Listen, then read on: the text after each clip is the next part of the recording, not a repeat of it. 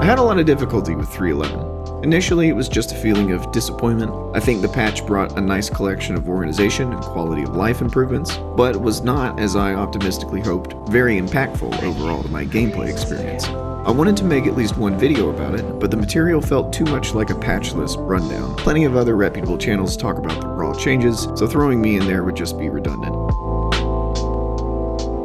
Either way, 3.12 arrived on the public test universe, and obviously I wanted to give it a shot. Starting out was pretty standard. I chose New Babbage because this location seems to take the least amount of time getting you to your ship. I ran into some very typical PTU experiences though, infinite load screens, 30Ks, the like, and fairly quickly another patch was dropped. On my second restart, I chose ArcCore because the new tractor beam attachment for the multi-tool is sold at the weapons shop just outside the apartments. This unlikely gizmo touches and greatly enhances a couple of very important experiences in the game: EVA traversal and object handling. EVA also receives some changes to it directly. Swiveling around and changing directions in the vacuum is much slower and clumsier, rewarding prepared players who have movement-enabling equipment. This edition still feels a bit rough though. I imagine some more changes to it will be coming.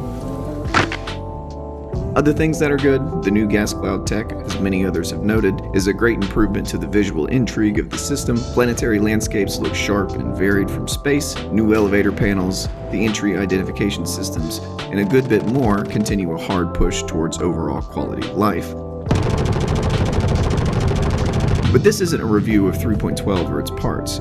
My interest in Star Citizen revolves around the necessities of staying out in the black of space, independent for as long as possible from the station respawn beds.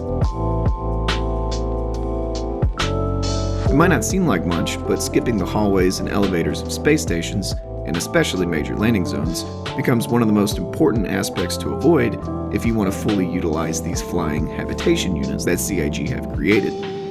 And as you might have guessed, due to the current networking architecture, this is also a difficult continuity to maintain.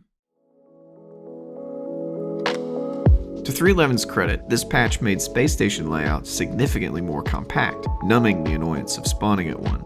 But if I'm looking to avoid the stations completely, some rules of engagement need to be established, and to discover these, some experimentation must be done. The most common issue I encountered in 3.11 was overzealous ship despawning. It didn't seem to matter where I was, if I had cargo, if I had a ground vehicle out or not. It just felt like every time I turned around, the ship I had just stepped out of was disappearing on me. So far in 3.12, I hadn't encountered that issue, but the patch was still only on the test servers. As it happened though, the latest PTU cycle was the shortest in recent memory, and the live build was released just a few days later. I waited out the patch day storm, but eventually got set up with a basic loadout, Carrack, and Ursa Rover in the garage.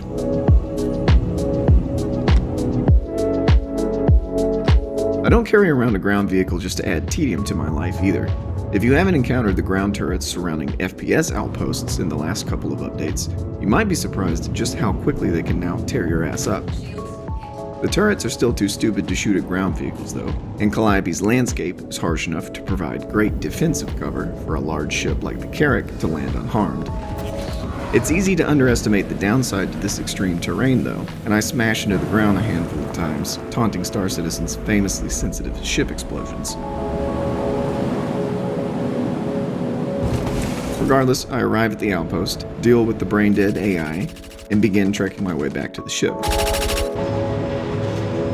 I had similar issues falling back down the mountain though, and apparently it was enough to even tip the scale out of my favor. When trying to load back into the Carrack, the Ursa's integrity was spontaneously compromised.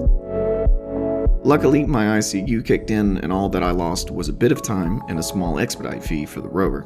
I felt like I had tested the patience of the simulation enough for the day though, and decided to find a quiet place to log out.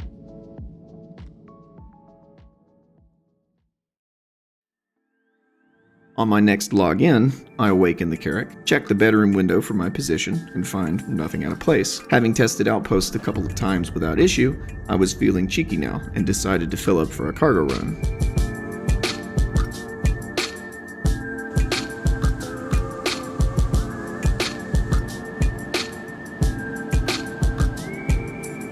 It was here though where the game finally leaves me stranded for the first time. This is a pretty big bummer too, because this particular scenario causes a great deal of interruption.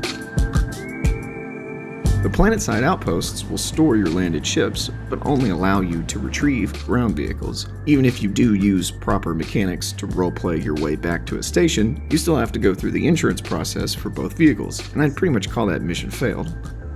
So I claimed the Carrack, hopped in a different ship, and made my way to one of the stations just outside Microtech.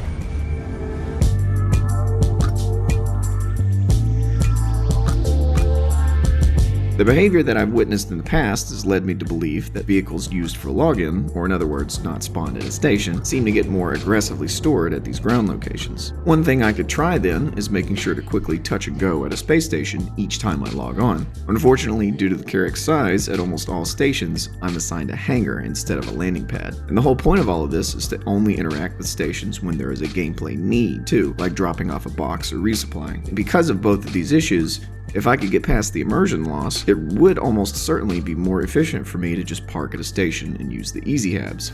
But since I've come belligerently this far, there is still one location that might be able to get me in and out quick enough to warrant all of this fuss. And that, of course, is Port Olisar. We're sorry.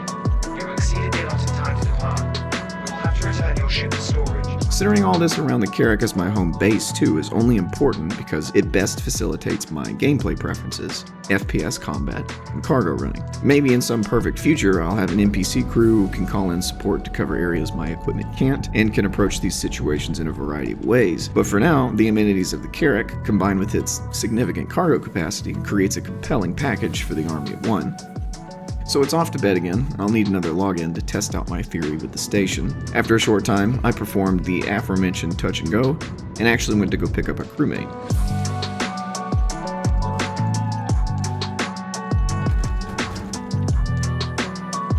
Although a broken mission or two later, and I'm all alone again, but with all of my credits invested in agriculture supplies, and apparently all components of the economy currently broken. I couldn't just eat the costs, so this one time I decided to land at Olisar and log off at the station. Logging back on this time then wouldn't count, as I would be spawning the Carrack instead of spawning in it. I had credit problems too though, so before resetting my cycle, I made a stop at the security station to wipe down some poor NPC souls.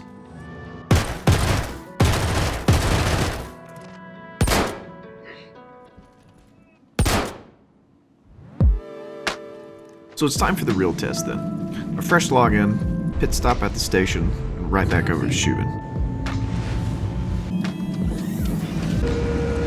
Walking down the ramp, everything seemed fine. Alright, looking good so far. Let's give it a beat and try it again. I've gone about it this way a handful more times, both planet-side and 0G. Just making sure to land at a station before doing so at a ground location so far has prevented the ship from being stored when I exit it. When you log back in on a planet, you also might have to wait for the landscape to load in before you try taking off, or else you risk falling through it. But that's the only quirk that I've noticed so far in these scenarios. Also, as an interesting side note, I dropped a bunch of my weapons on the floor of my ship, thinking they would despawn, but they ended up persisting between game sessions. So I decided to stick them in the weapons rack to see if they would keep up the behavior. Couldn't hurt to have some extra weapons lying around. From there, it's essentially business as usual.